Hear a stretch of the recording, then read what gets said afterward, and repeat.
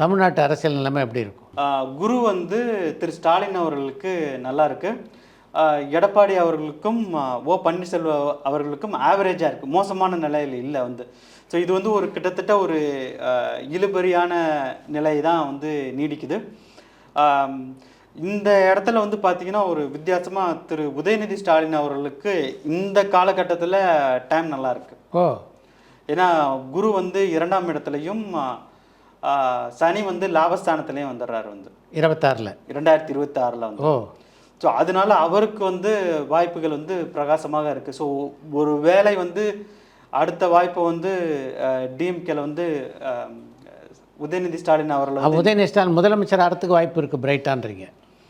அந்த டயத்தில் அது அந்த டயத்தில் இருக்க குரு பயிற்சியும் வச்சு பார்க்கணும், அதாவது எந்த டயத்தில் கரெக்டாக மாறுதுன்றது. ஆனால் சனியோட பொசிஷன் வச்சு பார்க்கும்போது அவருக்கு வாய்ப்பு பிரகாசமாக இருக்குது. அவருக்கு வாய்ப்பு நல்லா இருக்குது.